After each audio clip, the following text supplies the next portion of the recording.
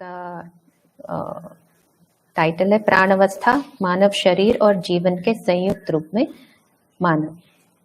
तो ये वाला चैप्टर एक तरीके से काफी सरल चैप्टर है।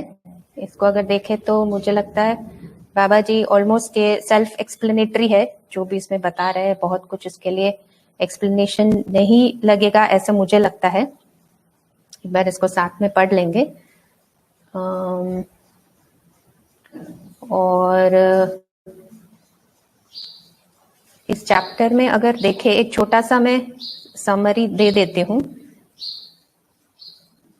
इस चैप्टर में मानव का शरीर का संरचना और उसके पृष्ठभूमि में जैसे स्वेदज से अंडज से पिंडज ये सारे शरीर बनने का, उसके पृष्ठभूमि में प्राण कोशिका का बनना, उसका पृष्ठभूमि में सारे जो रासायनिक द्रव्य उसका बनना, और उसके पृष्ठभूमि में यौगिक क्रिया का बनना। तो इस तरीके के एक तरीके से विकास क्रम का इंट्रोडक्शन रखा है। और मानव का शरीर जितना विकसित होना था वो हुआ है। जीवन और शरीर के संयुक्त रूप में मानव भी जितना अच्छे से वो जी सकता था वो हो चुका है। शरीर स्वस्थता के लिए भी सोचा हुआ है और काम हुआ है। और इसमें यात्रा और इसमें यंत्र से चिकित्सा और आयुर्वेद से चिकित्सा का भी एक छोटा सा तुलना है। फिर मानव को उनके यात्रा में अगर देखें, मानव ज्ञान चाहता है, अब आज के दिन भी चाहता है, उसके लिए प्रयास भी किया है, पर इसके लिए प्रमाण नहीं दिखा पाया या प्रमाण नहीं मिल पाया।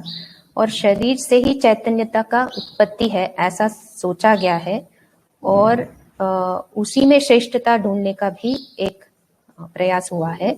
तो ये सब एक तरीके से विश्लेषण रखते हुए फाइनली जो मैसेज जो बार बार इस चैप्टर में दिया जा रहा है वो है कि मानव जीवन और शरीर का संयुक्त रूप है। शरीर प्राणावस्था का इकाई है, जीवन अक्षय बल शक्ति संपन्न चैतन्य इकाई है, और चैतन्य इकाई शरीर को चलाता है। मानव समझदारी चाहता है, समझदार होकर शरीर को स्वस्थ रखना, और ज्ञान संपन्न होकर मानव स्वस्थता पाकर प्रमाणित भी होना चाहता है। और ये जो भाग है ये होना अभी शेष है। मानव अखंड समाज सार्वभौम व्यवस्था को भी चाहता है, उसमें जीकर प्रमाणित हो सकता है, और ऐसे करते हुए अपने मानवाकांक्षा और जीवन आकांक्षा जो दोनों को वो सार्थक बना सकता है। तो आखिरी वाला जो 2 पॉइंट है सिर्फ वही बचा है जो करने लायक काम है। बाकी सारा जैसे अस्तित्व में जो विकास क्रम है मानव का शरीर बनने तक, और उसमें अच्छे से कल्पनाशीलता कर्म स्वतंत्रता द्वारा अच्छे से जितना अच्छे से जी सकता था वैसे जी भी चुका है, पर जो मनस्वस्थता वाला भाग है ये बचा है। तो बार बार इस चैप्टर में यही वाला मैसेज दिया जा रहा है। तो चलिए अब इसको पढ़ना शुरू करते हैं। तो मैं ऐसे सोच रही हूँ एक एक पैराग्राफ में पढ़ूंगी, और अगर उसमें कुछ स्पष्टता देनी है या अगर मुझे कोई एक वाक्य इंपॉर्टेंट लगा उसको मैं फिर से दोहराऊंगी। होपफुली ये ठीक रहेगा। तो प्राण अवस्था के मूल में यौगिक विधि प्रवृत्ति स्वयं स्फूर्त विधि से होना पाया जाता है। इसके लिए अनुकूल परिस्थिति के संबंध में अध्ययन किया जाए तो केवल ब्रह्मांडीय किरण और धरती पर अनेक प्रजाति के परमाणुओं से अपने आप में समृद्ध रहना ही पृष्ठभूमि में दिखाई पड़ता है। इस धरती पर यौगिक पृष्ठभूमि के बारे में सोचा जाए तो इससे अधिक कोई कारण नहीं है। ब्रह्मांडीय अनुकूलता बनाए रखने में ब्रह्मांडीय किरण विकिरण ही एकमात्र स्रोत है। आज भी यह चीज इस धरती के वातावरण तक प्रस्तुत ही है। किरण जो कुछ भी पहुंच पाता है वह सब धरती की स्वयं के प्रकाश से अधिक प्रमाणित होते हैं। उसी के साथ साथ ऊष्मा का भी संबंध धरती से बना ही है। धरती एवं धरती में सभी परमाणु प्रभावित है। ऐसी स्थिति में और जो स्रोत है वे विकिरणीय स्रोत ब्रह्मांडीय क्रियाकलापों के प्रभाव स्वरूप अनेक धरतियों से निष्पन्न या प्रसारित विकिरणीयता का संचार ही रहता है। यह अभी भी बना है। इसी के साथ यह धरती अनेक प्रजाति के परमाणुओं से समृद्ध होने के आधार पर इस धरती में भी बहुत सारे विकिरणीय द्रव्य काम कर रहे हैं। इस ढंग से किरण विकिरण ऊष्मा के संयोग से ही संपूर्ण यौगिक क्रिया होने की पृष्ठभूमि रही है। यौगिक घटनाएं पानी की घटना से चलकर अम्ल और क्षार रूप में यौगिक घटनाएं घटित होने की संभावना की पृष्ठभूमि को स्वीकारा जा सकता है, क्योंकि अभी भी प्रकारांतर से अम्ल क्षार पानी के संयोग से विभिन्न अनुपात क्रम में विभिन्न प्रकार के रासायन द्रव्य तैयार हुआ रहना अपने सम्मुख है। इनके अनुपातों में जो कुछ भी परिवर्तन के लिए सहायक होना है वह कार्बनिक और अन्य प्रजाति के अणु परमाणुओं की सहायता सदा सदा से रही। इस प्रकार अम्ल क्षार और पानी के साथ साथ उक्त अणु परमाणु रासायनिक वस्तु की प्रजातियों की संख्या को बढ़ाने में सहायक होता हुआ पाया जाता है ना। तो ये पहला वाला पैराग्राफ था। इसमें मेरा अनुमान है कि प्राण कोशिका बनने का या रासायनिक द्रव्यों का और यौगिक क्रिया के बारे में काफी चर्चा हुई होगी पहले 2-3 चैप्टर में, शायद अजय जैन भैया लिए होंगे उसको। पर ब्रीफली ये पैराग्राफ में ये बता रहे कि एक धरती पर ऊष्मा ब्रह्मांडीय क्रियाकलाप, अनेक धरतियों से प्रसारित विकिरणीयता का संचार, जिसको हम कॉस्मिक रेज भी बोलते हैं, इन सब का प्रभाव रहता ही है। और किरण, विकिरण, ऊष्मा, इन तीनों के संयोग से धरती पे सारा यौगिक क्रिया संपन्न होते हैं। पानी से लेकर अम्ल क्षार बनके इसके संयोग से अलग अलग रेशियो में मिलके कई सारे रासायनिक द्रव्य बनते हैं। तो मूल में देखें तो हाइड्रोजन, ऑक्सीजन, नाइट्रोजन, कार्बन, इनके संयोग से ही सारा जो इनऑर्गेनिक और ऑर्गेनिक रासायनिक द्रव्य बनते हैं। और बेसिकली हाइड्रोकार्बन वाले जो बॉन्ड्स के साथ जो संयोग है, ये जो बॉन्ड्स बनते हैं मेनली, ये इसको ऑर्गेनिक मैटर बोलते हैं। जैसे कि सारे अमाइनो एसिड जो आगे जाके वो प्रोटीन, उसके बॉन्ड से प्रोटीन बनता है। तो प्रोटीन, लिपिड, कार्बोहाइड्रेट और न्यूक्लिक एसिड, तो बेसिक 4 चीजों से ही आगे जाके वो प्राण कोशा बनने के लिए जरूरी तत्व है। तो भी आगे बढ़ते हैं। इस प्रकार से इस धरती पर रासायन द्रव्य समृद्ध होने की क्रिया घटित हो रही है। इन रासायन द्रव्यों के योग संयोग से पुष्टि तत्वों, रचना तत्वों का निर्माण इस घटना के लिए विकिरणीय किरण और ऊष्मा संयोग के बने रहने से प्रसावित होता हुआ आज के दिन में वैभवित होता हुआ देखने को मिलता है। पुष्टि तत्व और रचना तत्व के योगफल में प्राण सूत्रों की रचना, प्रस्तुति, कार्यशीलता होता हुआ देखने को मिल रहा है। यही पुष्टि तत्व और रचना तत्व अपने आप में वैभवित होने के रूप में प्राण सूत्र और प्राण सूत्र का रचना, यही ऊष्मा संयोग, विकिरणीय संयोग से कंपनवश प्राण सूत्रों में रचना विधि सहित श्वसन क्रिया का प्रकाशन होता है। इसके तुरंत बाद ही प्राण कोशाओं का स्वरूप, कोशाओं से रचित रचना, ऐसे रचनाएं विविध होने के लिए प्राण सूत्रों में रचना विधि की स्वीकृति समझ में आती है। एक प्रकार की रचना अपने में समृद्ध होने के उपरांत दूसरे प्रकार की रचना के लिए प्राण सूत्रों में स्वीकृति, फलस्वरूप दूसरे प्रकार की रचनाएं इसी क्रम में अन्य रचनाएं इस धरती पर प्रमाणित हो चुके हैं।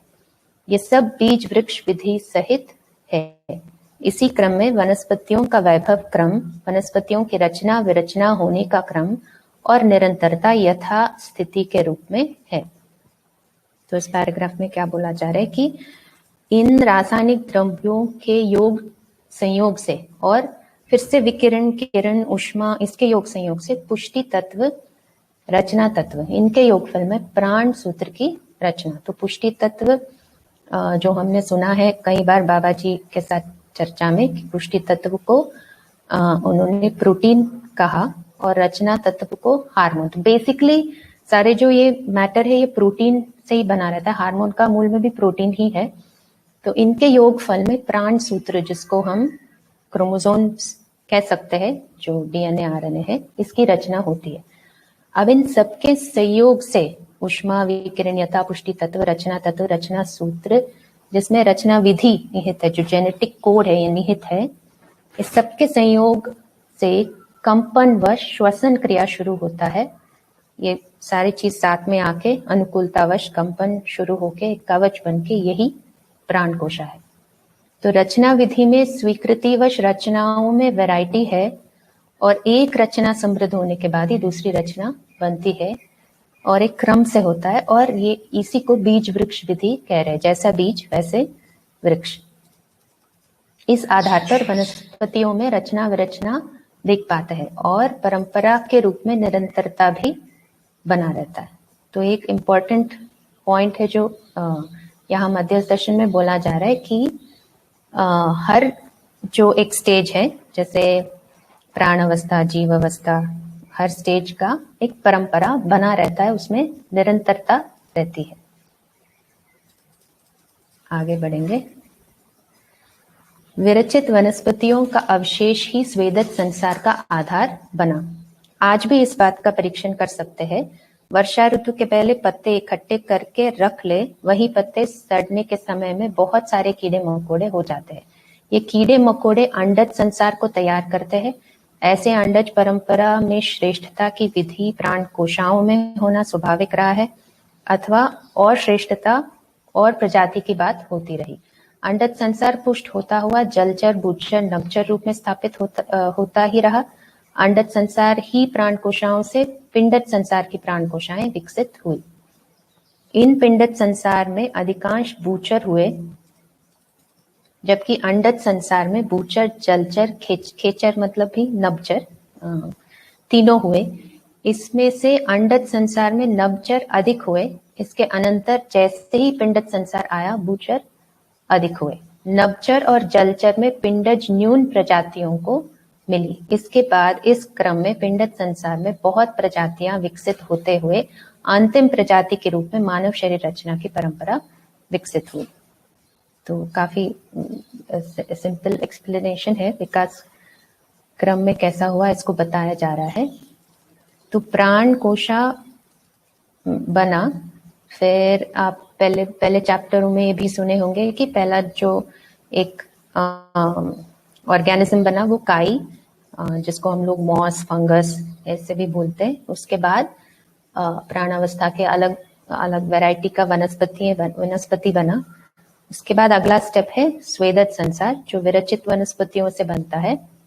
फिर उसी से अंडज संसार है ना। इसमें ये बताया जा रहा है कि जो नभचर है, जो आकाश में उड़ने वाले, ये सबसे ज्यादा जो वैरायटी बने अंडज संसार में। और पिंडज संसार में अगर देखें, जो लैंड में जो ऑर्गेनिजम्स हुए, ये पिंडज संसार में भूचर सबसे ज्यादा हुए। ऐसे बहुत प्रजाति हुआ और अंत में मानव शरीर रचना बना। तो बेसिकली इसमें क्रम बता रहे हैं कि अस्तित्व में जो भी रचना प्रकट हुए एक क्रम से हुआ है ना, कोई भी सडन जंप नहीं है। और विज्ञान भी इसी चीज को मानता है और बेसिकली बता रहे कि कोई भी स्टेप, अगला स्टेप होने के लिए पीछे कुछ स्टेप्स या कुछ प्री कंडीशंस या कुछ वातावरण होने से ही अगला वाला बनती है अनुकूलतावश। तो यहाँ भी यही बात हो रही है। और जैसे पहले विज्ञान में ये भी बात हुई थी, एबायोजेनेसिस, ये वाला एक थ्योरी आया था कि पदार्थ से ही डायरेक्टली कीड़े मकोड़े बनते हैं, पर आगे जाके अलग अलग प्रकार से शोध ये सब करके, ये सब थियरीज आप लोग भी परिचित होंगे। फिर ये वाली बात आई कि नहीं, सेल से ही सेल बनता है। मतलब ये लोग जिस चीज को लाइफ बोलते हैं, लाइफ बिगेट्स लाइफ, तो लाइफ से ही लाइफ बनते हैं, है ना। तो इन लोग भी मानते हैं कि क्रम से ही हर चीज होता है और अनुकूलता रहने से फिर अगले वाली कड़ी उसमें जुड़ती है।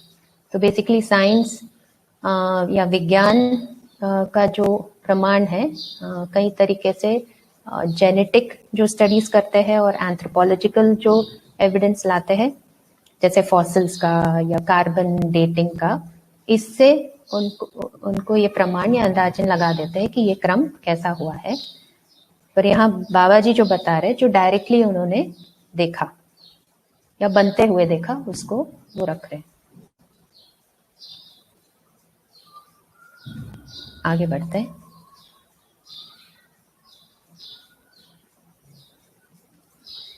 जीवन व शरीर का संयुक्त रूप में मानव परंपरा में कल्पनाशीलता, कर्म स्वतंत्रतावश जीवों से भिन्न कार्य गतिविधियां मानव से संपन्न होना शुरू हुई। जैसे पेड़ काट देना, पत्थर को फोड़ देना, मिट्टी को खोद देना, यहाँ से प्रारंभ होकर घर बनाना, कपड़ा बनाना, बच्चों को पालने में जीवों से भिन्न तरीके अपनाना, ये स्वयं स्फूर्त विधि से आता रहा है ना। उसमें से चिन्हित रूप में घर बनाना, कपड़ा बनाना, फसल उत्पादन करना, इन चीजों तक सकारात्मक भाग में आ गए। ये तीनों प्रकार के कृत्य जानवरों से सर्वथा भिन्न हो गए। तो इसमें क्या बता रहे कि कल्पनाशीलता और कर्म स्वतंत्रता, ये एक यूनिक जो प्रकटन है मानव में, इसके वजह से मानव जो एक विकसित इकाई है वो अपने जीने में जितना प्रोग्रेस हो सकता है, फूड, क्लोथिंग, शेल्टर, इस दायरे में वो कर चुका है। एंड ये क्लियरली जानवरों से भिन्न है, इसको सभी लोग देख सकते हैं और सभी लोग इसको मानते भी हैं। आगे इसी क्रम में शरीर रचना ज्ञान को पाने का प्रमाण भी साथ साथ चलता रहा। मूल में बताई गई प्राण सूत्र, प्राणकोशा, प्राण सूत्र में रचना विधि क्रम में आदि मानव से अभी मुख्य स्वरूप तक में प्रजाति यथावत रहते हुए श्रेष्ठता जितना भी होना था वो होता आया। इसमें मानव प्रवृत्ति का भी योगदान समाया रहना संभावित है। इस विधि से मानव का उत्थान क्रम श्रृंखला बनी। आज की स्थिति में शरीर रचना ज्ञान, उसकी मूलभूत प्रक्रिया, उसका नाप तोल, रोगों की परीक्षण विधि, दवाइयों का संयोजन, ये सब का सब व्यापार से अनुबंधित हुई या व्यापार के चंगुल में फंस गई। इस विधि से ये पूरा सकारात्मक भाग कुछ लोगों के हाथ में गिरफ्त हो गई। इससे भी सर्वाधिक मानव को असुविधाएं बनी हुई है। इस समस्या से मुक्त होने का सोच विचार चल ही रहे हैं। तो क्या बता रहे कि मेडिकल साइंस में ये तो सबको पता ही है कि खूब अच्छी तरीके से प्रोग्रेस हुआ है, शोध पूर्वक विकास हुआ है। जो भी सब्जेक्ट्स है जैसे शरीर का ज्ञान, एनाटॉमी, फिजियोलॉजी, डिसीज, रोगों का वो एपिडेमोलॉजी, फार्मेसी, कुछ ही लोगों के हाथ में ये एक तरीके से आ गया है। जो भी प्रोग्रेस हुआ है, इसका मतलब क्या है कि स्पेशलिटीज बन गई है और इसके साथ स्पेशलिटी के साथ लाभ मानसिकता भी जुड़ गया है। तो मेडिकल साइंस में ही प्रॉब्लम नहीं है, पर प्रॉब्लम यह है कि जो इस मानसिकता के साथ और जो स्पेशलिटी वाली बात है कि कुछ ही लोग इन चीजों को कर पा रहे हैं। पर पॉजिटिव नोट क्या है कि इसके लिए सॉल्यूशन मानव सोच ही रहा है, मानव को भी दिख रहा है और इसके लिए वो सॉल्यूशन भी सोच रहा है। ये भी एक तरीके से प्रोग्रेस ही है, आगे बढ़ने के तरफ ही है। तो प्रधान मुद्दा शरीर रचना में प्राण कोशाओं की प्रवृत्ति। शरीर रचना मूलक में दो प्रजाति के प्राण कोशाओं का उत्सव, फलतः भ्रूण अवस्था से गुजरते हुए शरीर रचना अर्थात अंग, अवयव, हाथ, पैर आदि की रचना, 5 महीने पूरा होते तक गर्भाशय में शिशु रचना का पूर्ण होना, शिशु रचना पूर्ण होने में समृद्ध मेदस तंत्र का होना, जीव संसार से अधिक समृद्ध पूर्ण मेदस तंत्र तैयार होना समझ में आता है। इन्हीं अवधि में जीवन का शरीर को संचालित करने के लिए तत्पर होना, इसका संकेत मां होने वाली नारी को समझ में आना, शिशु जनन के उपरांत उसके संवर्धन के लिए 100 वर्ष पहले जैसे ध्यान देते रहे, 50 वर्ष पहले जैसे ध्यान देते रहे, उससे अधिक सटीक ध्यान आज दे पाना, आज की स्थिति में ये सब मानव के अध्ययन में आता है। तो किस तरीके से और प्रोग्रेस हुआ है इसको बता रहे कि जैसे गर्भाशय में शरीर रचना बनना है ना, 2 ही प्राण कोशिकाओं से पूरा शरीर का रचना बनना, मतलब जेनेटिक कोड में एक पूरे शरीर रचना का कोड उसमें है, एक प्रकार से पूरा रचना और विरचना तक उस कोड में बना हुआ है। ऐसे पूरा शरीर रचना, उसके साथ समृद्ध पूर्ण मेधस तंत्र, तो पूरे अस्तित्व में जो सबसे विकसित स्टेट है भौतिक रासायनिक संसार में, वो बनना और 5 महीने के अंदर ये सब कुछ तैयार हो जाना, ये तो एक बहुत ही अद्भुत घटना है और इसको विज्ञान भी मानता है। इनफैक्ट आप अगर जीन्स या जेनेटिक्स के बारे में पढ़ेंगे तो जैसे विज्ञान के रिसर्च के अनुसार कैसे जेनेटिक कोड होता है और उससे पूरे एक ऑर्गेनिज्म का संरचना बनता है और उसका विरचना तक पूरा एक डिजाइन जेनेटिक कोड में है, जो कि केवल 2, 3 या 4 केमिकल्स का कॉम्बिनेशन है। ये बहुत ही फैसिनेटिंग है, इसको ये फैसिनेटिंग है और अद्भुत है और मानव के मानव इस चीज को नहीं कर सकता, इसका मतलब है ये रिपीट नहीं कर सकता, ये अस्तित्व या नेचर का ही एक भाग है, ये तो विज्ञान भी मानता है।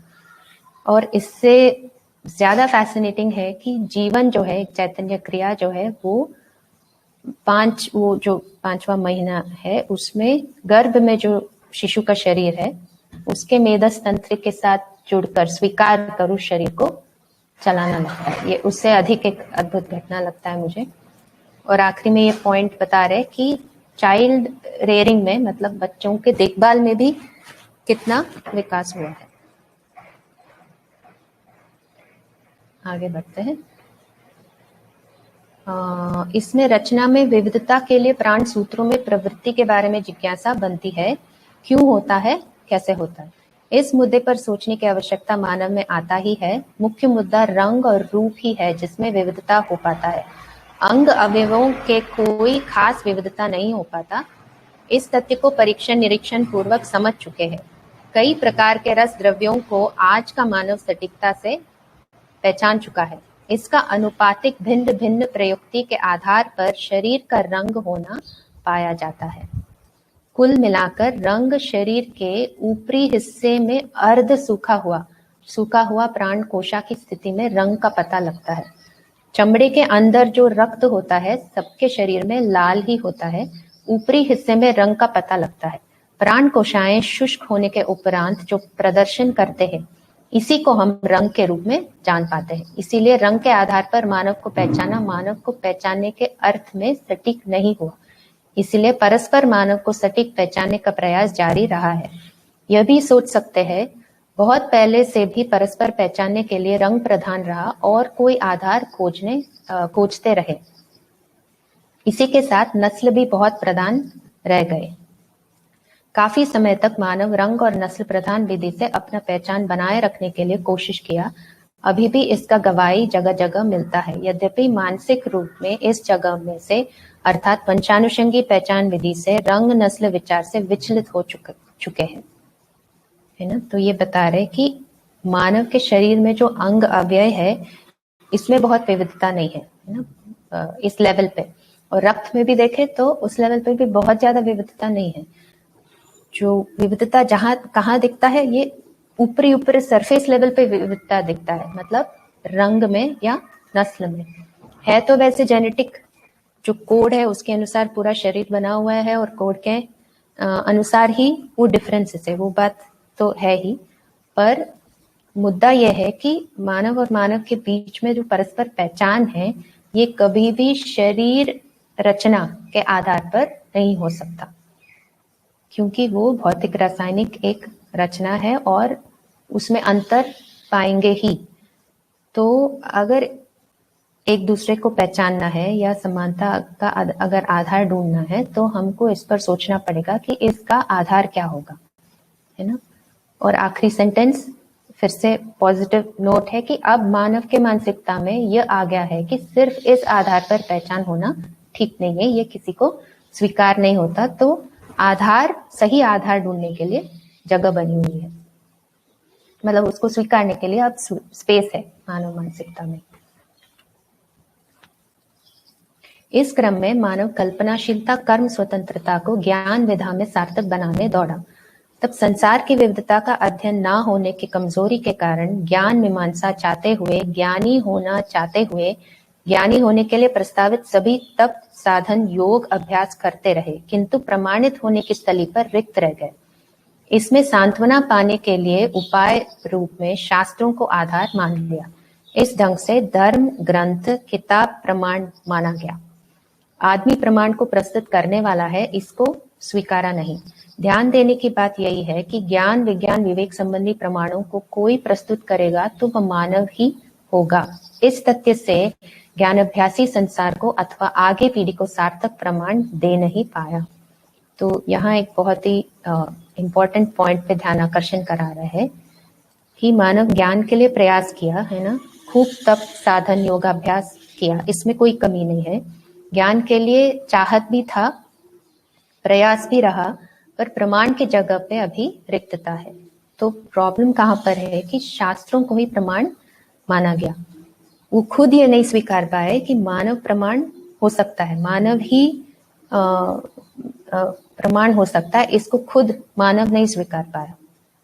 तो इतना ही एक्चुअली बेसिक इश्यू है। तो अगर ज्ञान विवेक विज्ञान का कोई प्रमाण प्रस्तुत करेगा तो वो मानव ही होगा, यहाँ इस जगह पे आना पड़ेगा, इसको स्वीकारना पड़ेगा। सहस्तित्ववादी नजीरा में ज्ञान संचार विवेक संचार ही प्रधान मुद्दे के रूप में प्रस्तुत हुई। इसके बिना ब्रह्म के चंगुल से छुटकारा नहीं पाएगा। इसी के लिए लोकापीकरण करने का प्रयोग का शुरुआत में ही ज्ञान विज्ञान विवेक का संपूर्ण अध्ययन, निर्णय लेने का सूत्र, संभावना की व्याख्या, ये सभी चीज विकल्पात्मक प्रस्ताव में समाहित है। यहाँ उल्लेखनीय मुद्दा यही है, चिरकाल से मानव शरीर यात्रा का जिक्र इस धरती पर है। जीवन अपने में शाश्वत रूप में चैतन्य इकाई के रूप में अक्षय शक्ति अक्षय बल के रूप में विद्यमान वर्तमान है ही। ये अनुकूल परिस्थिति बने रहते हुए परिवार में ही क्रमिक संयोग होते आए। सर्वप्रथम मानव ईश्वरीयता ईश्वर ही कर्ता के रूप में शरणागत होने की बात सोची। इसका अंतिम छोर तिरोभाव ही कल्याणमय होने की स्थिति, इसी के लिए सारा ताना बाना, इसमें मानव भरोसा ना पाने के फलस्वरूप ही सुविधा संग्रह की ओर दौड़, यह सब को ना मिलने के आधार पर इसमें तृप्ति बिंदु का अभाव, पुनः विकल्पात्मक स्वीकृतियां, इसी क्रम में सहअस्तित्व मानव सम्मुख प्रस्तुत हुई।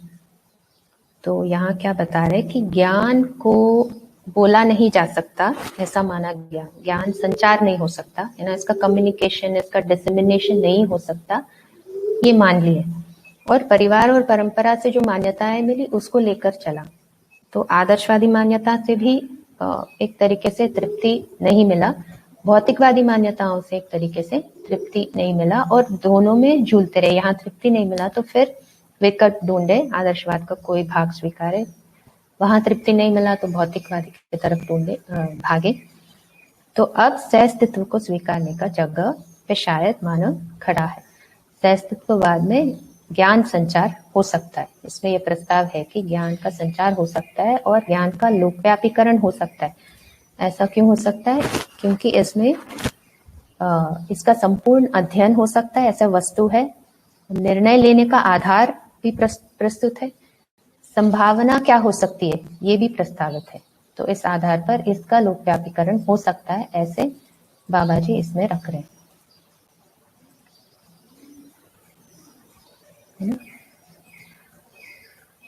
आगे बढ़ेंगे। इसमें विचारणीय बिंदु यही है, प्राण कोशाएं मानव शरीर रचना को बनाने के संबंध में काफी अध्ययन हो चुका है। यह भी मानव स्वीकारने योग्य हो चुका है कि आशा विचार इच्छा पूर्वक प्रमाण और संकल्प पूर्वक जीना ही होगा। यह स्वाभाविक प्रक्रिया में आ चुका है। इसी के आधार पर हम इस बात को परिशीलन करने पर तुले है कि मानव की शरीर रचना में परिवर्तन हुई अथवा क्रियाकलाप में परिवर्तन हुई अथवा ज्ञान विधि में, है ना। तो क्या बता रहे कि अब मानव शरीर रचना पर काफी काम हो चुका है, जो भी साइंस के आधार पर इस पे काम हो चुका है। समझकर जीने के लिए अब मानव में नेचुरली एक स्पेस बनी हुई है। तो ये कैसे हुआ, अभी भी इस पर तुले हुए हैं। मतलब इस पे अभी निर्णय, इस जगह पे निर्णय पे नहीं आ पाए हैं कि शरीर रचना में बदलाव होने से कुछ बदलाव हुआ मानव में, जो विकास हो रहा है ना, या शरीर रचना के फंक्शनिंग में कोई चेंज होने से विकास हुआ, या ज्ञान विधि में, है ना, जो समझने की जो विधि है या ज्ञान विधि है उसमें कोई चेंज होने से विकास हुआ। इस पे अभी निर्णय नहीं हुआ है जनरली मानस में। तो परिशीलन का आधार मानव होगा और जीता हुआ मानव ही होगा। तो इसको परिशीलन करके अगर निर्णय पे पहुंचना है तो जीता हुआ मानव ही होगा। मानव के मरे हुए शरीर के निरीक्षण परीक्षण से इन हड्डी नसों मांसपेशियों का संतुलन कैसे बना रहता है, बिगड़ने पर क्या क्या परेशानी होती है, इसका अध्ययन होता है। किंतु मानव संतुलित रहने के लिए मानसिकता और शरीर, इस दोनों के तालमेल आवश्यक है। इस बात को हर ज्ञानी विज्ञानी विशेषज्ञ और सामान्य मानव स्वीकारता है। मानसिकता ही रोग और कष्ट को प्रकट करता है, स्पष्ट करता है। शरीर में जो कुछ परेशानी है, व्यतिरेक है, उसको पहचानने के लिए मानसिकता का प्रयोग आवश्यक है। मानसिकता ही सबको पहचान पाती है, इसके विपरीत यंत्र पहचानते हैं, इसका दावा हम करते हैं। यही से स्वास्थ्य संबंधी मामला यंत्र के अधीन हो गया, जबकि यंत्र किसी एक या एक से अधिक मानव से ही योजित नियोजित उत्पादित वस्तु है। इसमें मानव की मानसिकता नियोजित रहती ही है। जितने अपेक्षा से नियोजित होता है उससे कम में ही यंत्र तैयार हो पाता है। इस बात को हम इस ढंग से प्रस्तुत करते हैं कि किसी यंत्र के प्रयोजन को हम गणितीय विधि से 100 आंकते हैं तो उसमें से 75 और उससे कम में ही विश्वास रखना चाहिए, उपयोग करना चाहिए। इस भाग को यंत्र की सुरक्षा का भाग भी माना जाता है। यंत्रों में जो कुछ भी संकेत मिलता है इसको पढ़ने वाला भी मानव ही है। जिसको पढ़ना है अपने मानसिकता सहित ही पढ़ पाता है। आदिकाल से यह माना गया कि बेईमानी के बिना व्यापार चलता नहीं। अगर यही सूत्र हो तो इन सब उपक्रमों की क्या हालत होगी, शोध और सोचने की मुद्दा है।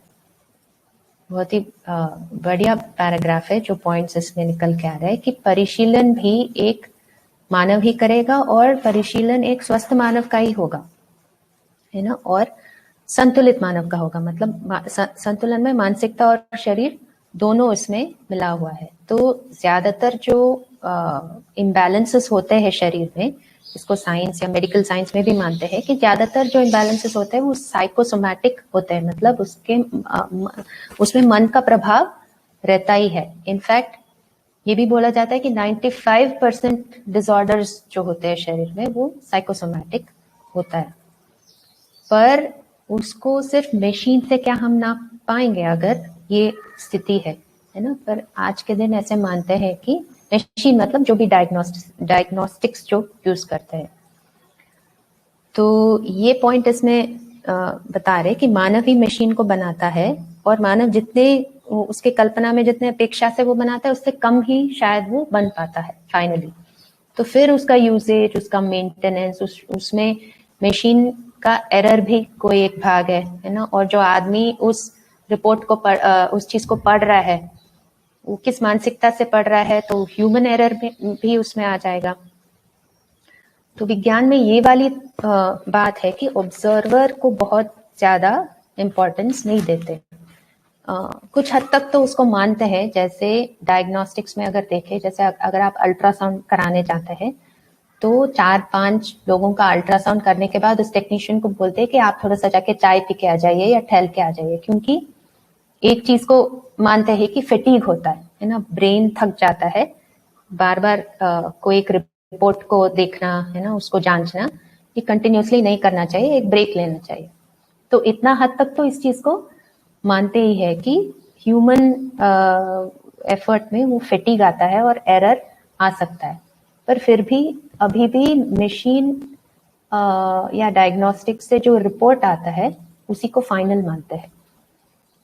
तो आगे और इस पर एक और व्यू है, उसको पढ़ते हैं। दूसरी विधा में जो आयुर्वेद है, यूनानी विधि है, ये करीब करीब आधार रूप में एक ही है।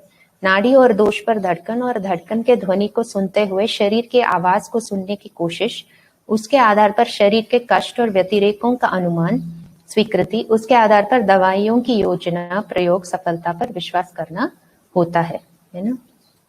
इस प्रयोग से वांछित परिणाम अर्थात स्वस्थ होने की स्थिति में रोग स्वरूप का निर्धारण किया गया था, जिसके आधार पर दवा नियोजित की थी। इस प्रक्रिया में विश्वास का उपार्जन, इस क्रम को कर्म अभ्यास का नाम दिया गया। तो इसको आयुर्वेद में कैसे करते हैं, इसको अगर देखेंगे तो आदमी ही आदमी को पढ़ता है, मतलब मानव ही मानव को पढ़ता है, जीवन ही जीवन को पढ़ता है। तो तदाकार होके पढ़ता है, क्योंकि जीवन में तदाकार होने की एक प्रक्रिया है। तो पर इसमें ये नहीं बोला जा रहा है कि इसमें एरर नहीं हो सकता, इसमें भी शायद एरर हो ही सकता है ना, उसका मानसिकता इसमें जुड़ता ही है। पर अभ्यास वाली एक बात जरूर है ना। तो सफलता हुई तो उस पर विश्वास बनती है, तो प्रयोग करते हैं और सफलता होते हैं, इसमें विश्वास बनती है और फिर अभ्यास करते हैं। और एक स्वस्थ शरीर के आधार पर ही रोग को पहचानते हैं और इसके आधार पर ही फिर मेडिसिन को तैयार करना, मेडिसिन देना और इस पूरे प्रक्रिया में विश्वास रखना और जो उसका सफलता मिलती है, ये सब मिला के उसको कर्माभ्यास बोल रहे हैं। तो एक तरीके से मॉडर्न मेडिसिन में भी अगर देखें तो ऐसा ही है कि नॉर्मल जो एक स्वस्थ आदमी में जो ब्लड पैरामीटर्स है, जैसे हीमोग्लोबिन है या व्हाइट ब्लड सेल्स है, जो भी है, उसके आधार पर ही उसके तुलना में जो जिसको बीमारी है उनमें ये सारा टेस्ट करके उसमें कमी पहचानते हैं। तो यहाँ तक तो सिमिलर है ना, जो भी इंडिकेटर्स है और डिसीज इंडिकेटर्स है। तो इसमें भी, आयुर्वेद में भी ये हो सकता है कि मानसिकता ठीक नहीं है और नाड़ी को ठीक से नहीं पढ़ पाए, एरर भी हो सकता है, पढ़ने में गलती भी हो सकता है। पर मुख्य मुद्दा ये है कि जीवन क्योंकि तदाकार होने की एबिलिटी है और जीवन ज्यादा सूक्ष्म वस्तु है, ज्यादा ट्यूनिंग हो पाता है जीवन या मानव के साथ तदाकार हो सकता है, और अभ्यास के साथ शायद एरर कम हो सकता है।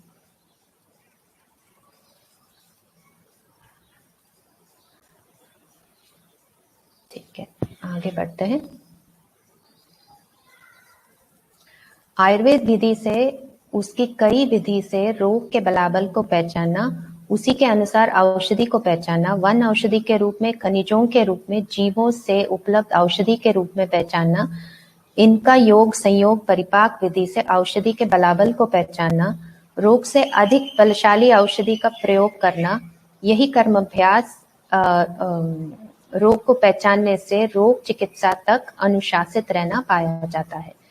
इसमें मूल मुद्दा यही है, हर आयुर्वेदज्ञ को परिश्रम करने की आवश्यकता पड़ती है। फलस्वरूप रोगों को पहचानना, औषधियों को पहचानना, रोगों के बलाबल को पहचानना, औषधियों को बलाबल को पहचानना, पथ्य परहेज को पहचानना, अनुपान को पहचानना, तो इसके सम्मिलित रूप में जो प्रयोग कर पाते हैं इसे ही कर्म अभ्यास कहते हैं।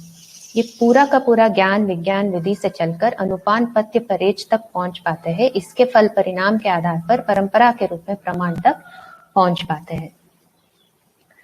तो मुख्य मुद्दा क्या है कि रोग का बलाबल और दवाइयों का बलाबल, उसके साथ अनुपान किस रेशियो में और फिर किस चीज के साथ, जैसे शहद के साथ या पानी के साथ, गुनगुना पानी के साथ, किस चीज के साथ उसका योग है ना, और परहेज।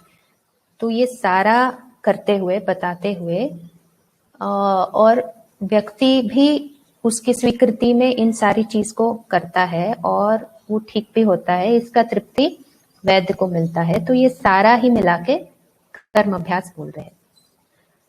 तो मॉडर्न मेडिसिन, आज की मॉडर्न मेडिसिन में अगर देखें तो काफी कुछ जो विकास हुआ है मेडिकल साइंस में, ये सब अच्छा ही हुआ है। जो सारा उनका इमरजेंसी केयर है, डायग्नोस्टिक्स है, इमीडिएट रिलीफ वाला, इमरजेंसी सर्जरी वाला, ये सब बढ़िया सिस्टम उन्होंने डेवलप किया है। पर शायद प्रॉब्लम ये हो सकता है, शायद जो दवाई जैसे बना हुआ है ना, कुछ दवाइयों को वो नेचर से ही एक्सट्रैक्ट करते हैं, उसमें प्रॉब्लम नहीं है, उन दवाइयों को लेने में कोई दिक्कत नहीं है, ऐसा लगता है। और कुछ ऐसे होते हैं जो नेचर से एक्सट्रैक्ट करके उसी को डुप्लीकेट करके सिंथेसाइज करते हैं अलग से लैब में। हो सकता है उसमें कुछ तकलीफ हो, या हो सकता है कि वो ज्यादा मात्रा दे रहे उसका, मतलब जितना मात्रा में वो काम करता है, या जिन चीजों के साथ वो नेचर में संयोग से जो काम करता है वो ना होते हुए उसका मात्रा ज्यादा हो जा रहा है, शायद हो सकता है कि वो प्रॉब्लम हो। और स्पेशली कुछ चीजें जैसे जो सिंथेटिक हार्मोन्स जो बनाते हैं और उसको दवाई के रूप में जो प्रयोग करते, ये सारा प्रॉब्लम करता है। तो एक तरीके से इस पेज में थोड़ा सा तुलना है कि आयुर्वेदिक विधि में कर्म अभ्यास कैसा हो सकता है मानव शरीर को, संरचना को बना के रखने में। तो इसमें मूल मुद्दा यही है, समझदार मानव परंपरा के उपरांत, तो समझदार मानव परंपरा में कैसा होगा, जितने भी ज्ञान विज्ञान विवेक सहित किया गया कर्म अभ्यास स्वास्थ्य संयम विधा में लोकापीकरण करने के पक्ष में ही कार्य करता हुआ, परिवर्तित होता हुआ देखने को मिलता है। दूसरे भाषा से समझदार मानव परंपरा मान्यता विधि से जीने के उपक्रमों निष्ठाओं का वैभव ही लोकापीकरण के पक्ष में उदित हो पाता है।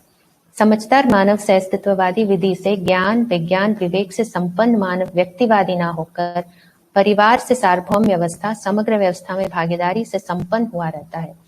इसीलिए अखंड समाज के अर्थ में ही कार्य व्यवहार विन्यास होना पाया जाता है। अर्थात ऐसे समझदार मानव सामाजिक होना, सर्व सुख को चाहना, सर्व सुख के लिए स्वयं को प्रवर्तित रखना, प्रमाण होने का उम्मीद रखना, इसके लिए अभ्यास करना स्वाभाविक होना पाया जाता है। यहाँ उल्लेखनीय बिंदु यही है कि सहस्तित्ववादी नजरिया से समझदार मानव का बहुमुखी उपयोगी होना देखा गया है। तो ऐसे चाहत हर मानव में है ही, इसीलिए ऐसे वैभव सार्थक होने की संभावना समझ में आती है। तो एक समझदार परंपरा में कैसा होगा, मानव परंपरा में, तो स्वास्थ्य संयम का समझ होगा और उसका लोकव्यापीकरण भी होगा और इसमें व्यक्तिवादिता नहीं होगी और समझदार परंपरा में बहुमुखी उपयोगी रहेगा। जैसे शायद स्पेशलाइजेशन वाली बात उतनी नहीं रहेगी, है ना। स्पेशलाइजेशन में आदमी का सोच संकीर्ण हो सकता है और एक ही नजर से हर चीज को देखना शायद ऐसा हो जाता है।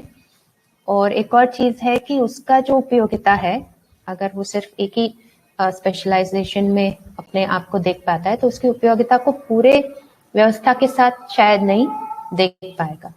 पर अगर समझदार मानव परंपरा में पूरे शरीर संरचना को और मानव मानसिकता के साथ उसको कैसे देखना है, पढ़ना है, ये वाले ज्ञान के साथ वो लोकव्यापीकरण हो सकता है, ऐसे इस पैराग्राफ में बताया जा रहा है। और बहुआयाम में भागीदारी आवश्यक है, इसका अगले पैराग्राफ में भी थोड़ा आगे बता रहे हैं। समझदारी के साथ मानव का स्वास्थ्य संयम विधा में भागीदारी करना एक स्वाभाविक प्रक्रिया है।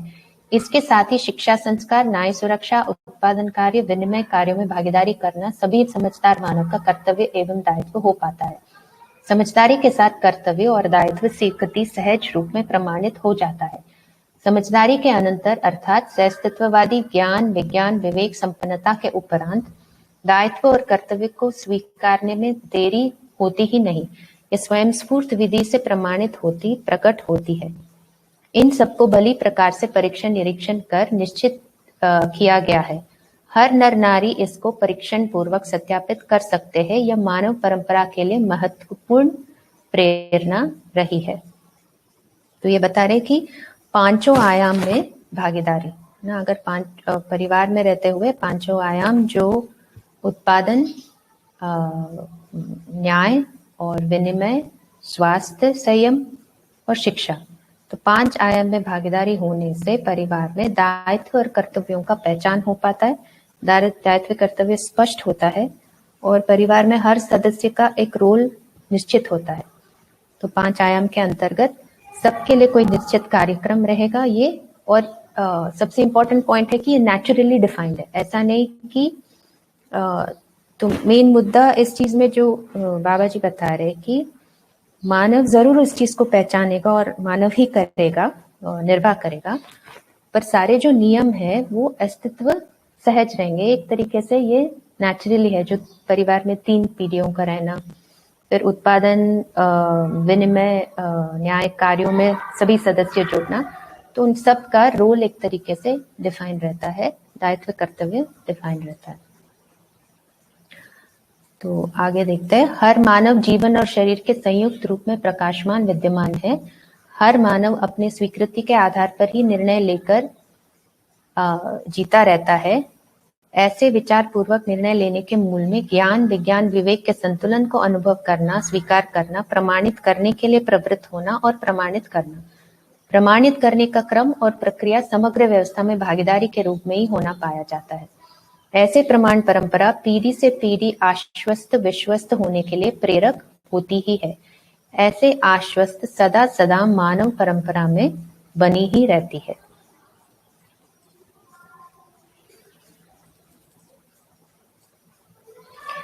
तो इसमें ये बता रहे हैं कि प्रमाण की आवश्यकता मानव परंपरा में हमेशा रहा है, अभी भी है और आगे भी रहेगा, है ना। हर मानव प्रमाण चाहता है, छोटे से छोटे बच्चा भी प्रमाण चाहता है और प्रमाण के आधार पर ही बच्चा भी स्वीकारता है। तो एक नेचुरल फिनोमिनन है ना। तो इसी के आधार पर विश्वास बनता है और स्वीकारना भी बनता है।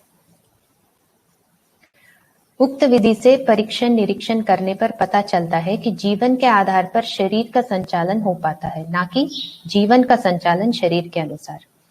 इसे ऐसा भी स्पष्ट किया जा सकता है कि समझदार मानव अपने समझदारी के अनुसार शरीर को संचालित करता हुआ देखने को मिलता है, और समझदारी मानव का वर है, अधिकार है, वर्चस्व है। इसलिए समझदारी सर्ववांछित लक्ष्य है। समझदार मानव अखंड समाज सार्वभौम व्यवस्था के अर्थ में ही हर कार्य, व्यवहार, विचारों को प्रस्तुत कर पाता है। इसके फल परिणाम में जीवनापेक्षा मानवापेक्षा सफल हो पाता है। इसीलिए मानव लक्ष्य को पहचानने के उपरांत उसकी सार्थकता के अर्थ में जितने ही कार्य विन्यास होते हैं, कृतकार्यत अनुमोदित वेदों से कार्यों का फल परिणाम मानव लक्ष्य को प्रमाणित करने की स्थिति में व्यवस्था में जीना स्वाभाविक है। इसीलिए समझदार मानव के अध्ययन से यही स्पष्ट होता है कि समझदार मानव जीवन अनुसार शरीर को चलाता है। दूसरी भाषा में समझ के आधार पर शरीर संचालित होता है, अतएव इस पर हम विश्वास कर सकते हैं, शोध कर सकते हैं। जागृति के उपरांत जीवन का वैभव शरीर के द्वारा मानव परंपरा में प्रमाणित हो पाता है। यह परंपरा के लिए समाधान का प्रवाह है। समाधान प्रवाह में ही मानव परंपरा का वैभव मौलिक रूप में प्रमाणित हो जाता है। इसमें हर समझदार मानव भागीदारी करने के लिए इच्छुक है ही। इसीलिए हर मानव समझदार होना ही चाहता है। इस प्रकार से हर मानव के समझदार होने का लोकव्यापीकरण की संभावना समीचीन है। तो आगे ये बता रहे कि लोकव्यापीकरण की संभावना समीचीन है। ये कैसा है? तो समझदार मानव जीवन अनुसार शरीर को चलाता है और उसका समाधान सबके लिए प्रवाह के रूप में रहता ही है, और हर जीवन समझना चाहता है, हर मानव समझना चाहता है और समाधान चाहता ही है। तो समाधानित होके ही भागीदारी कर पाता है, इसी में तृप्ति है। जो भी कार्यक्रम बनाएगा तो जीवन के आवश्यकता पे आधारित रहेगा, सारा जो कार्यक्रम प्लान करेगा, ना कि शरीर की आवश्यकता के ऊपर। तो मानव समझदार होना चाहता है और वस्तु भी उपलब्ध है, तो इसीलिए लोकव्यापीकरण की संभावना है। जो कि पहले अगर परंपरा में देखे तो ऐसा था कि ज्ञान तो ज्ञान के बारे में बोला नहीं जा सकता, ज्ञान संचार नहीं हो सकता, ज्ञान का लोकव्यापीकरण तो दूर की बात है। पर यहाँ बाबा जी ये बोल रहे हैं क्योंकि हर जीवन, हर मानव समझना चाहता है और अभी समझने के लिए वस्तु भी उपलब्ध है, तो इस अर्थ में लोकव्यापीकरण संभव है।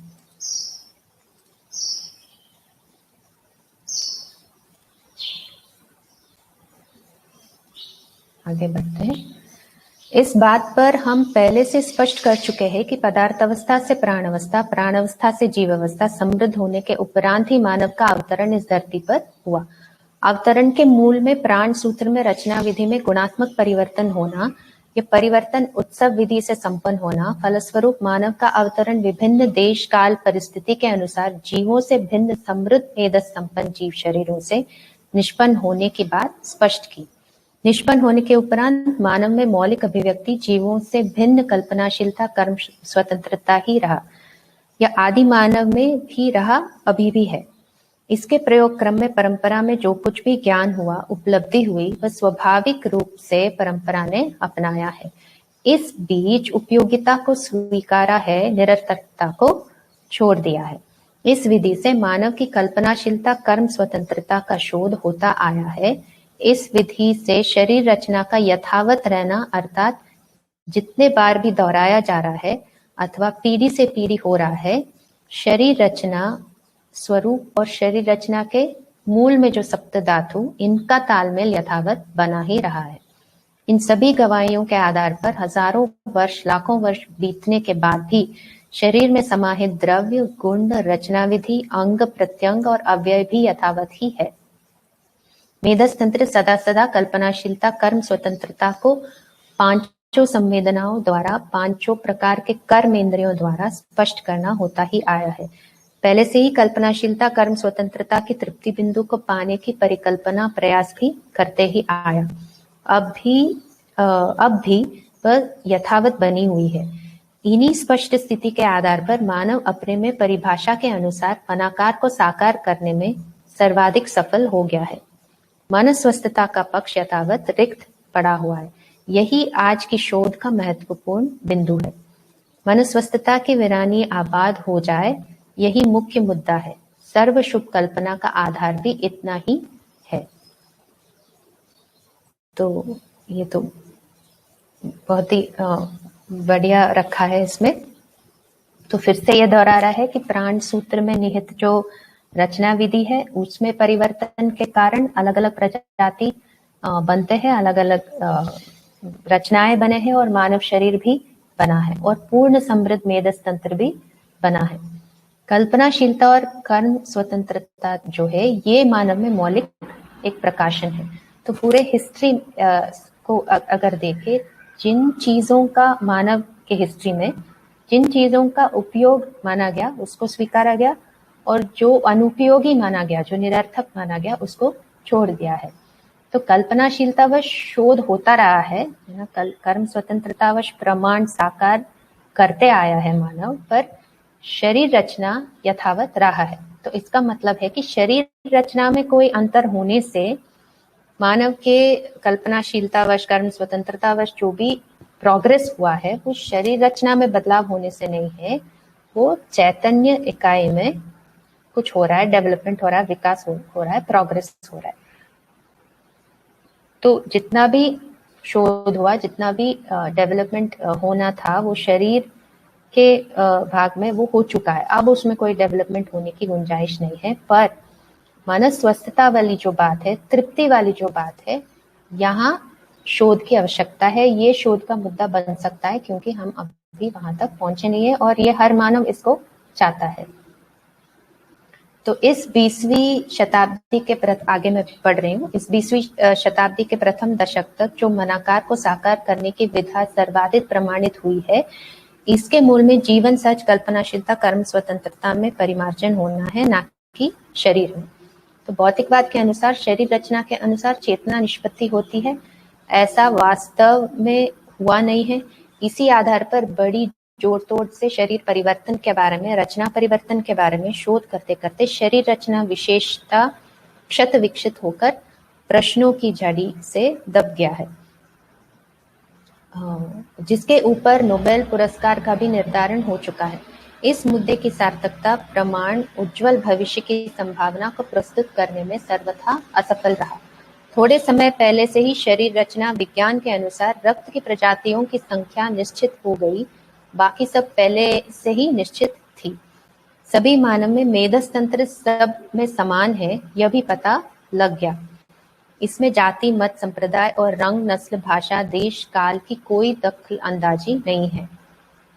ये सभी निष्कर्ष शरीर रचना के अनुसार चेतना बहती है, ऐसा जो सोचते रहे वह गलत सिद्ध हो चुकी है।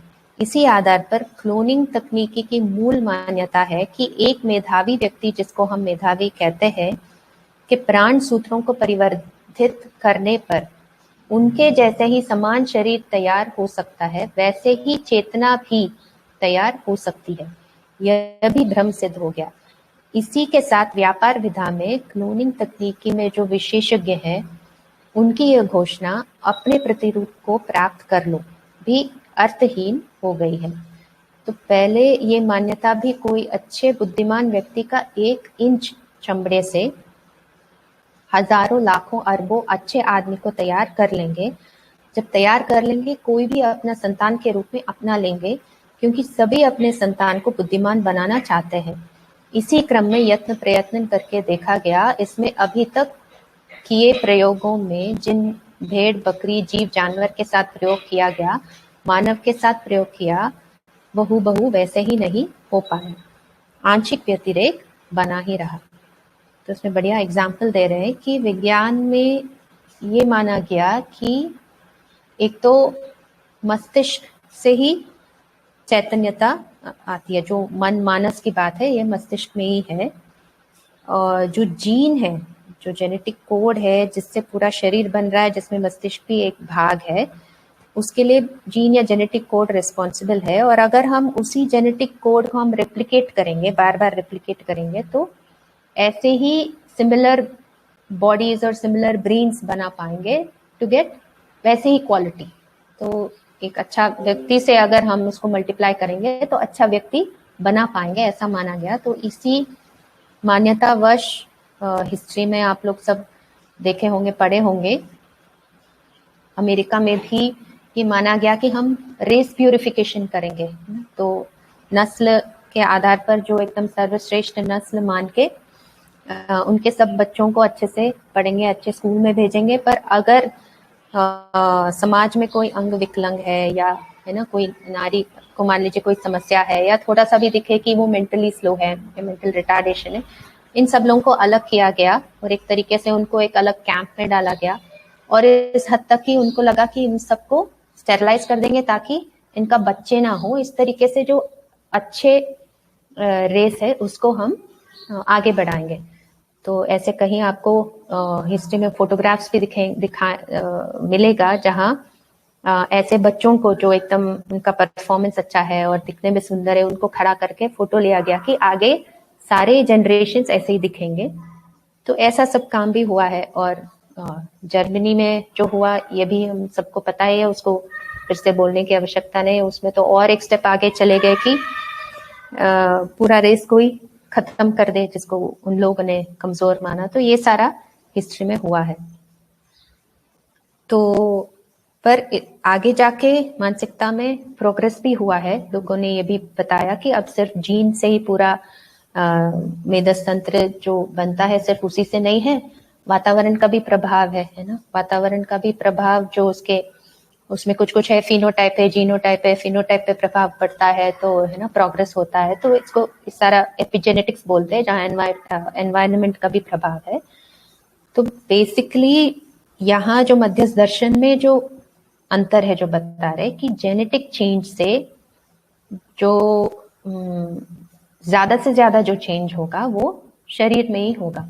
इसमें जीवन पे या चैतन्यता पे कोई भी प्रभाव नहीं है, क्योंकि ये वाला जो चेंज होना है वो मानसिकता में होना है और ये शिक्षा से ही होगा। तो इन दोनों चीजों को बिल्कुल अलग कर दिया गया। मतलब इसमें ये स्पष्टता है। आगे बढ़ेंगे।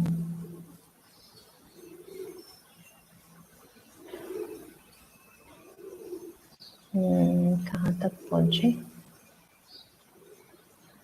तो इस मुद्दे पर यहाँ कोई बहुत महत्वपूर्ण बात नहीं कि शरीर रचना जैसा प्राकृतिक विधि से दोहरा रहा है वैसे दोहराया जाए।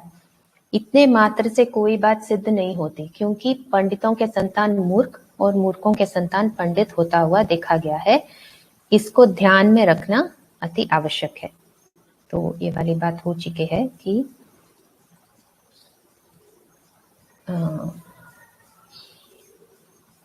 आगे बढ़ते हैं। जीवन ज्ञान जब तक नहीं होता रहा तब तक हम यह मानने के लिए तैयार थे, बाध्य थे कि वंश के अनुसार रूप गुण संस्कार होते हैं। इस प्रकार की मान्यता के साथ जातिवादी वंशवादी शिष्टता की बहस और वकालत पहले चली। ये सब आज की स्थिति में टूट चुकी है। ब्रह्मवाद, आत्मवाद, जातिवाद, नस्लवाद, ये सभी वाद विवादग्रस्त हो चुके हैं। फलस्वरूप शंकाओं का घेरा बलवती होता जा रहा है। शरीर रचना के आधार पर चेतना निष्पन्न होने बहने का जो आश्वासन था वो भी विवादग्रस्त हो गया। अब आदमी कहाँ जाए, यही मुख्य मुद्दे की बात है। इसी 21वीं शताब्दी के पहले दशक तक 20वीं शताब्दी के अंतिम दशक से शुरू हुई एक विकल्पात्मक प्रस्ताव सहअस्तित्ववादी विश्व दृष्टिकोण मानव को एक अखंड समाज के रूप में जाति धर्म समझ अर्थात ज्ञान विज्ञान विवेक और जीवन अर्थात चैतन्य इकाई में समानता, अक्षय शक्ति अक्षय बल के समानता और जागृति के स्वरूप में समानता को बोध कराने के लिए अध्ययन विधि प्रस्तुत हो चुकी है।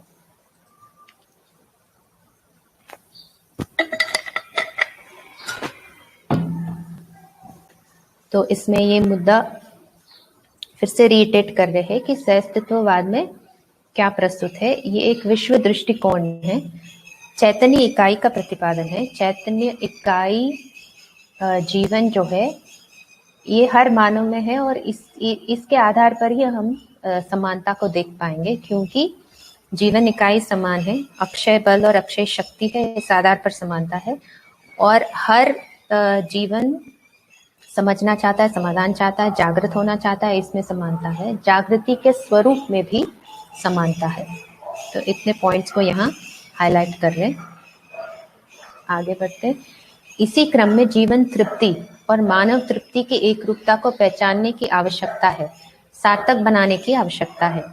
इस विधि से अर्थात सहस्तित्ववादी नजरिया से मानव शरीर और जीवन के संयुक्त रूप में विद्यमान है, प्रकाशमान है। ऊपर कही सारी कहानी के तात्पर्य में मानव शरीर में कोई विकास होना नहीं और शरीर में